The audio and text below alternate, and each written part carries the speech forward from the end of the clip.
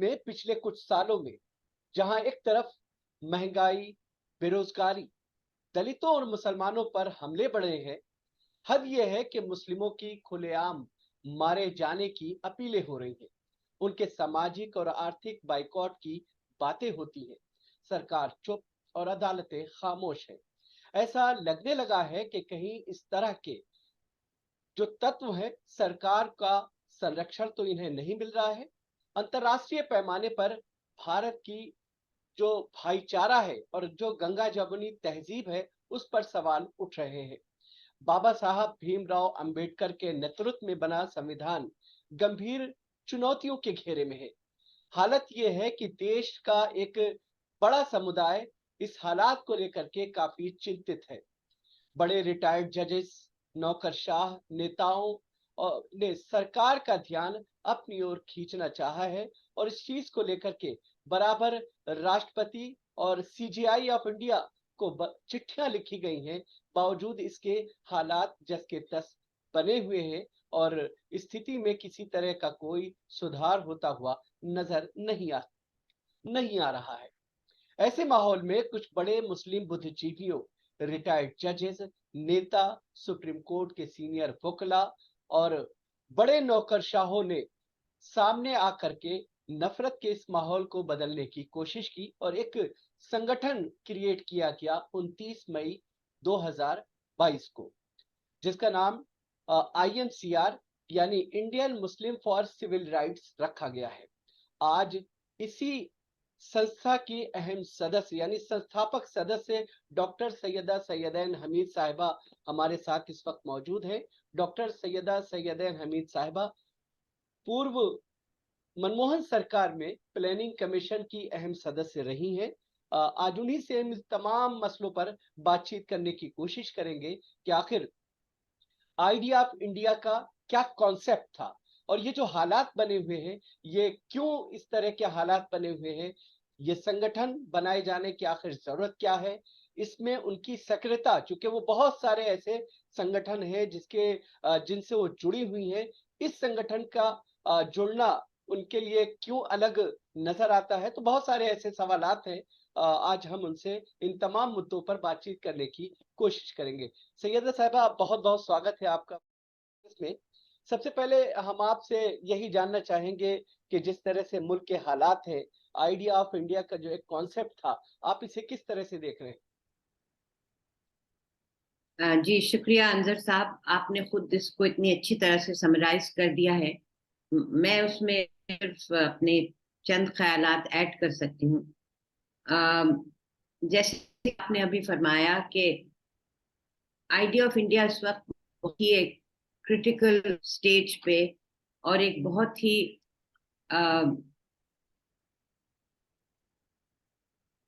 एक खतरे के हद तक पहुंच गया है।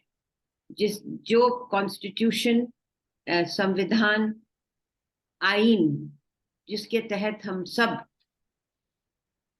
ने इस मुल्क में सर उठाकर जीने का हौसला हमें मिला था 1947 के बाद, उस पे इतना बड़ा ज़र्ब लग रही है इस वक्त कि लगता है कि अगर उसके लिए कोई फौरी कदम नहीं उठाए जाएंगे तो ये जो संविधान है, ये आइडिया ऑफ इंडिया है, इसके फ्रैगमेंट हो जाएगा पूरा आइडिया ऑफ इंडिया।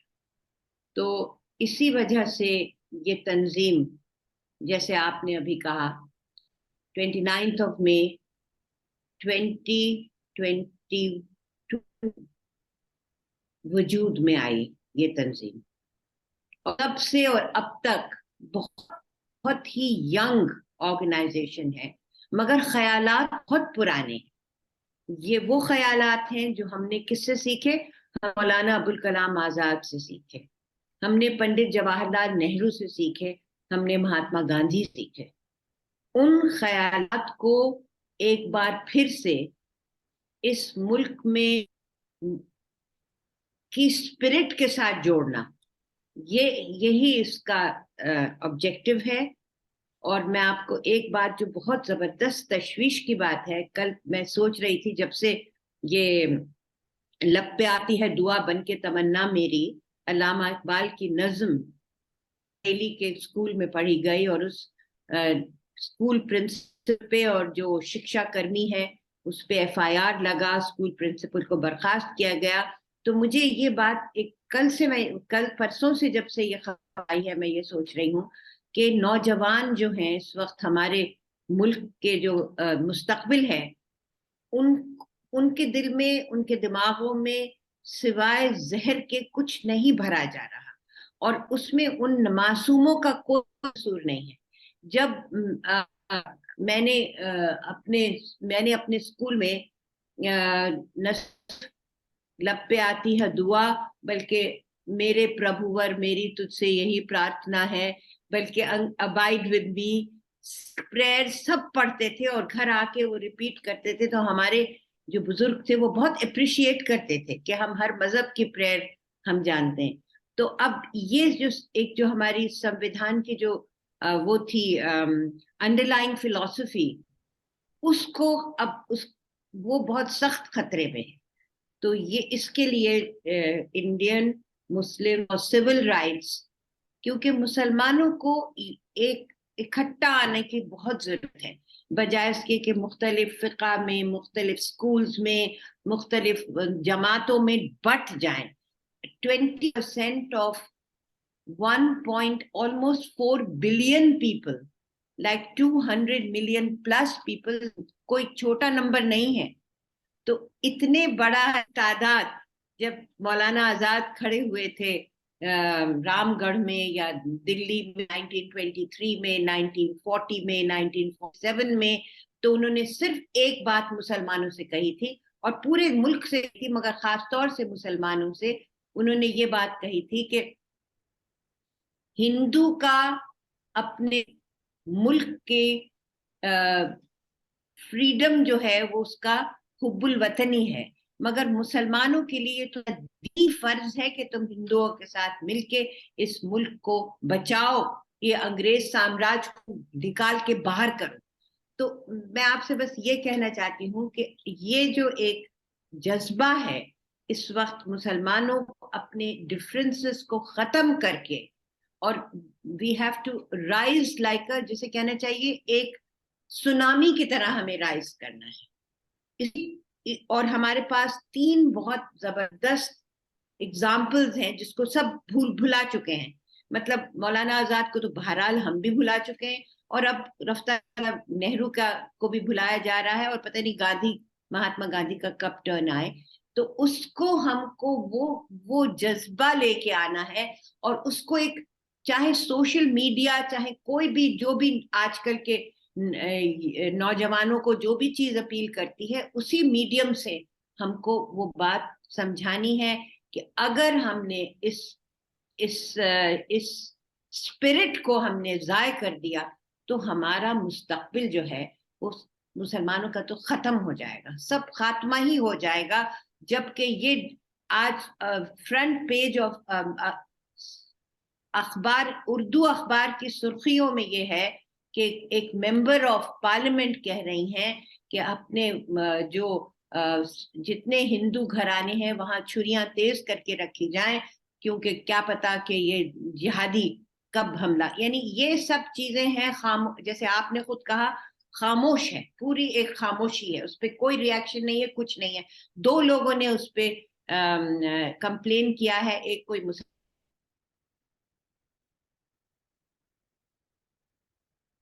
इंडिविजुअल हैं या संस्था है, मुझे नहीं मालूम एग्जैक्टली, मगर मैं ये कह रही हूँ कि इन हालात में Indian Muslims for civil rights have to rise like a tsunami.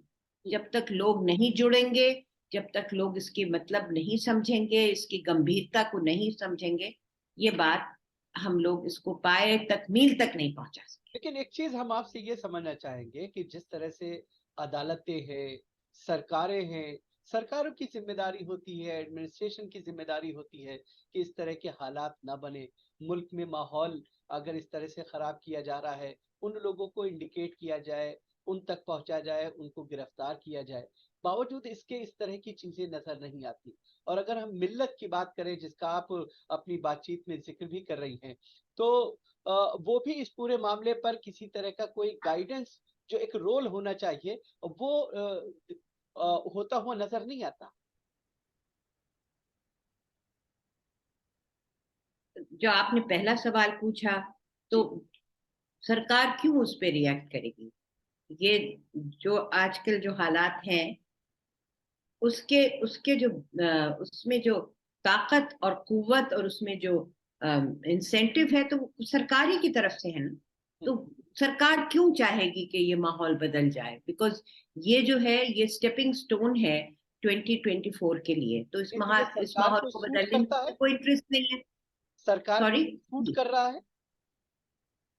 नहीं, I am sorry, I didn't catch uh, that. मैं ये जानना चाह रहा हूँ कि ये जो एक्टिविटीज हैं, चाहे जो है छुरियों को तेज करने की बात की जा रही हो, या नफरत फैलाया जा रहा हो, लिंचिंग की जा रही हो, ये तमाम चीजें सरकार को सूट कर रही हैं? It's part of their agenda. Right. This is their agenda. Polarize and win.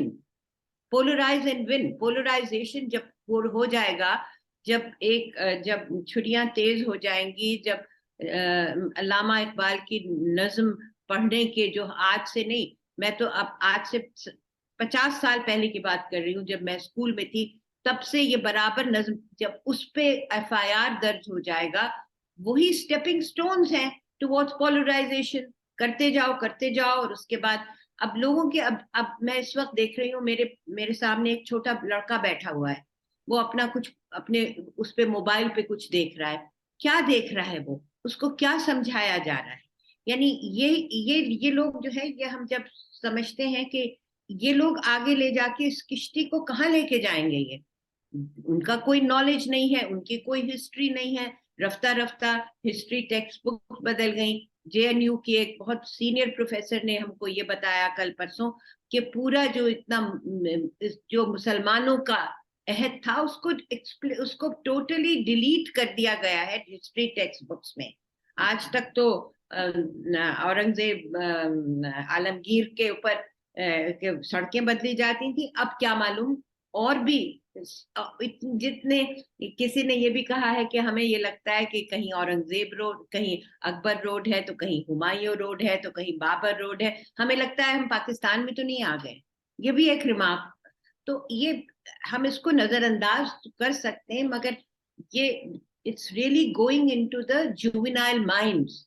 Juvenile minds को ये पॉइजन कर रहे हैं। क्यों क्यों उसको, why should they get rid of it? उनकी इंटरेस्ट में है ये सच्ची बात है। इसको क्या है कि बात सच्ची कहे और उंगलियां उठी सबकी, जी। जो एक शेर है ना, सच में गालिब, मिर्जा गालिब का शेर है। जी। जी। मगर बात सच्ची कही और उंगलियां उठी सबकी, या मौलाना हाली का है, मुझे याद नहीं किसका है। मतलब सच बोलने में अब कबाहत नहीं है, क्योंकि जो है हालात बिल्कुल एक तरह से they have gone totally out of control. Totally out of control. जबकि फ्रंट पेज न्यूज पे you know expelling Muslims from Ujjain, Ujjain से मुसलमानों को निकालने की मुहिम चल रही है मध्य प्रदेश में, क्योंकि वहां महाकाल का मंदिर है। जी। जब ये चीजें हों, तो फिर यू कैन से कि हमें Indian Muslims for civil rights की कितनी जरूरत है। बिल्कुल। अच्छा, एक बड़ा पर्सनल सा सवाल आपसे जानना चाहेंगे कि आप बहुत सारे संगठनों से जुड़ी हुई हैं, नेशनल, इंटरनेशनल, तरह तरह के संगठन हैं जिनसे आप जुड़ी हुई हैं। लेकिन इस संगठन यानी आईएनसीआर के साथ जिस तरह का हम लगाव आपका देखते हैं, और जिस तरह से सक्रिय होकर के आप इसमें अपना रोल प्ले कर रही हैं, आखिर इसकी वजह क्या नजर आती मैं ज्यादा, जो मेरे सारे संगठन हैं जिनसे मैं जुड़ी हूँ, ज्यादातर खवातीन के हवाले से है। जहाँ जो मैंने अपना काम शुरू किया, नेशनल कमीशन फॉर वुमेन से काम शुरू किया, उसके बाद मुख्तलिफ women's initiative for peace in South Asia से शुरू किया, South Asians for human rights, जिसमें हम पूरा साउथ एशिया दिखते थे, और पूरे साउथ एशिया की खवातीन जो थी वो हमारे साथ थी। चाहे हम इस खित्ते में, पूरे साउथ एशिया में अमन की बात करें, इस साउथ एशिया में cultural exchanges, educational exchanges, curriculum, वो था।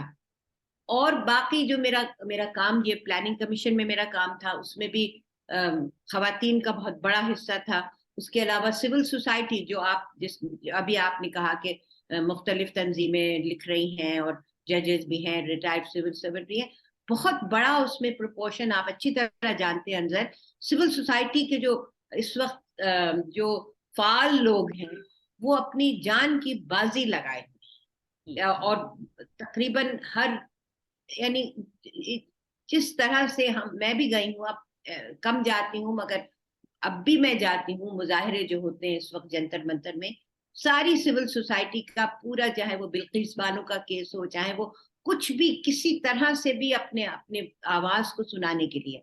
ये और बात है कि मीडिया जो है उसके इट्स हिज, कहते हैं ना, हिज मास्टर्स वॉइस है, कि जो चाहते हैं वो मीडिया, जिस तरह से मीडिया को मैनिपुलेट करना चाहते हैं वो करते हैं, और मीडिया जो है वो घुटने टेक चुका है, और जो इंडिपेंडेंट मीडिया है उनका जीना दूभर हो चुका है।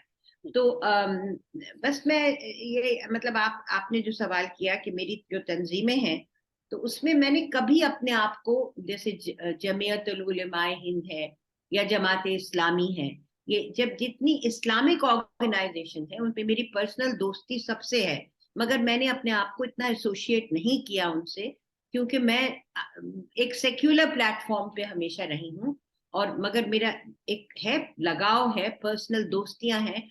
अब हमको चाहिए कि हम ब्रिजेस बनाएं उनके साथ, ब्रिजेस बनाएं उनके साथ, क्योंकि इधर राइट विंग के साथ, दूसरी तरफ के राइट विंग के साथ तो सवाल ही नहीं पैदा होता। तो इसलिए ये मेरा, दीज आर माय इंटरेस्ट, और इसमें मैंने अपनी अपनी पूरी जिंदगी गुजार दी। अच्छा, इसी से जुड़ा हुआ एक और सवाल है कि जिस तरह से पूरे मुल्क में बेचैनी का माहौल है, दलितों पे हमले हो रहे हैं, मुसलमानों के सोशल बाइकॉट, मुसलमानों के हत्या किए जाने की बात की जा रही है, अजीब सा एक बेचैनी का माहौल है। आपको कितना लगता है कि ये जो INCR संगठन है जिससे आप जुड़ी हुई हैं, ये कौम को रिलैक्स दे पाएगी अपने काम की वजह से?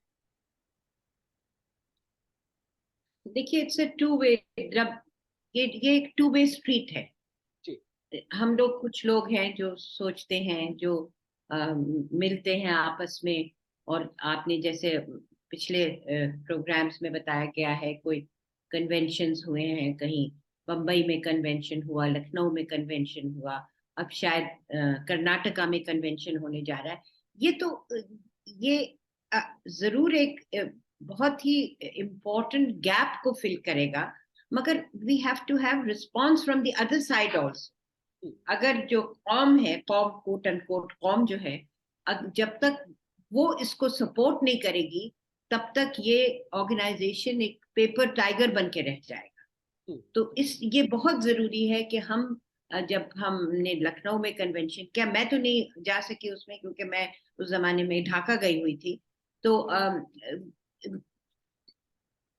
छोटी छोटी जगहों से, छोटे छोटे डिस्ट्रिक्ट से, बड़े बड़े डिस्ट्रिक्ट से लोग आए, उनको लगे, देखिए मुसलमान जो लोग हैं वो रिलीजियस प्लेटफॉर्म पे आ जाते हैं, उनको आप कोई बड़ी सी मीटिंग हो, जमीयत की मीटिंग हो, जमात इस्लामी की मीटिंग हो, जुमा के खुतबे हो, बहुत सी पब्लिक आ जाती है, उसी इंथ्यूजियाज्म से, उसी कमिटमेंट से, जैसे मौलाना आजाद की तकरीर सुनने के लिए मुसलमानों का जम्मे गफीर आ जाता था, उसी तरह से मुल्क की बहबूद की बात सुनने के लिए, समझने के लिए एक मुसलमानों का जम्मे गफीर आ जाए, तभी वो सक्सेस हो सकता है, वरना it simply becomes, you know,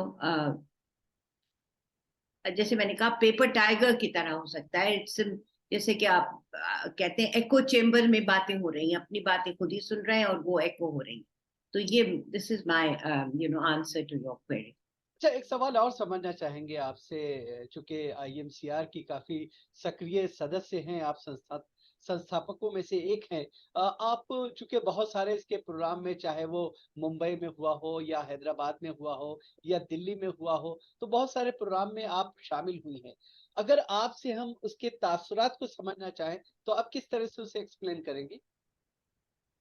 मुझसे आप तासुरात प्लीज, अब by the way I am running out of time, I have another meeting at 12 o'clock, तो मैं ये कहना चाह रही हूँ कि अंदर I was not at the Lucknow convention, मैंने आपको बताया मैं ढाका गई हुई थी, और उसके अलावा एक बॉम्बे में कन्वेंशन हुआ, I couldn't go to that for personal family reasons. तो हम्म, मुझे, I have no first hand knowledge hmm. Of how the reaction was in these convention. अच्छा, Delhi convention was a different matter, it was a full house the Delhi अच्छा, एक चीज convention. और समझना चाहेंगे आपसे कि जिस तरीके से ये जो संगठन है, कानूनी जो चाराजोई होती है या फिर जो एक सामाजिक ताना बाना है, इसमें आखिर अहम क्या है कि जिससे जो है समाज को जोड़ने की कोशिश की जाए? क्योंकि बहुत सारे केसेस हैं, बहुत सारे जो है मामलात, खासतौर से मुसलमानों को जिस तरह से अदालतों का सामना है, ऐसे में जो है लोगों के पास पैसे नहीं है केसेस लड़ने के लिए। अहम क्या हो जाता है ऐसी सूरत में?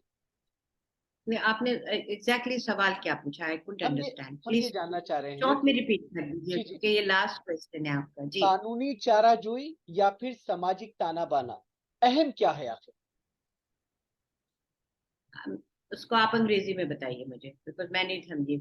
सामाजिक काराजूई जिस क्या तरह है? से गंगा जमुनी तहजीब को एक तरफ खतरा लाहक है, दूसरी तरफ हम्म। मुस्लिम समाज से बहुत बड़ी तादाद, खासतौर से जो भी आवाज उठाता है उसे जेलों में डाल दिया जाता है। हम किस चीज को अहमियत दें कि तमाम चीजों को हम डील कर पाएं आसानी के साथ और जल्द से जल्द? वेरी वेरी गुड क्वेश्चन, बहुत आपने एक कॉम्प्लिकेटेड सवाल आखिर में मुझसे किया। जी, अम, इस वक्त तो हमारे पास एक ही चॉइस है अंजर, जी, और वो ये चॉइस है कि इस वक्त जो हालात हैं, हमें एकजुट होकर 2024 सर पे मुसल्लत है हमारे। हम्म, इस वक्त हमको अपने सारे डिफरेंसेस को सिंक करके, नजरअंदाज करके, खत्म करके, हमको एक ऐसी पॉलिटिकल वेव के साथ हमें जुड़ना चाहिए कि जो हमारे मुल्क में ये जो एक सियासत है जिसके बुनियाद मुसलमानों से नफरत और इस्लामोफोबिया है, उसके साथ हमको मिलके पहले तो इसको खत्म करना चाहिए। क्योंकि अब ये सवाल है कि अगर 2024 में नहीं करते तो 2029 तक समझिए हमारी ये जो हालत है वो पूरी दुनिया के सामने अभी एविडेंट तो है, हम्म, मगर जो जो हिंदुस्तान एक कयादत का रोल अदा करता था, हम्म, जब पंचशील का जमाना, हम्म, जब अमन की बातें होती थी, जब पार्टीशन के बाद फिर भी एक फराख दिली से देखने के लिए नजरिया था, कायद थे जो इन चीजों में यकीन रखते थे, हमको इस निजाम को खत्म करना है। उसके लिए चाहे हमें अपने आप को स्टील करना पड़े, अंग्रेजी का लफ्ज है स्टील करना, जैसे कि फौलाद की तरह हमें अपने दिल को मारना पड़े, हम्म। कर लीजिए, because the choice is extremely dangerous. बस मैं यही कह सकती बहुत बहुत शुक्रिया सैयदा हमीद साहिबा आपका। आपने हूँ। विस्तार से इस पूरे मामले पे बात की, बताया कि आखिर आईएमसीआर यानी इंडियन मुस्लिम सिविल राइट्स का विजन क्या है, किस तरह से तमाम चीजें आगे बढ़ रही हैं, मुल्क के हालात क्या हैं। जाहिर है कि नफरत के इस माहौल को बदलने के लिए तमाम लोगों को साथ आना पड़ेगा। मुल्क को तरक्की की राह पर ले जाने के लिए तमाम लोगों को कंधे से कंधा मिलाना इस वक्त सबसे ज्यादा जरूरी है। ये सिर्फ भारत जोड़ो यात्राओं के जरिए से ही मुमकिन नहीं है, बल्कि तमाम लोगों को एक साथ इस पूरे मामले पर जुड़ना और एक साथ आना होगा। बहुत बहुत शुक्रिया, आपने हमसे जी विस्तार से बातचीत की। लेकिन जाने से पहले हम अपने तमाम दर्शकों से ये गुजारिश करेंगे कि अगर आपने इस चैनल को सब्सक्राइब नहीं किया है तो आप इस चैनल को सब्सक्राइब करें, इसके वीडियोस को लाइक और शेयर करें। तो आज की इस खास मुलाकात में फिलहाल इतना ही, इजाजत दीजिए, आदाब।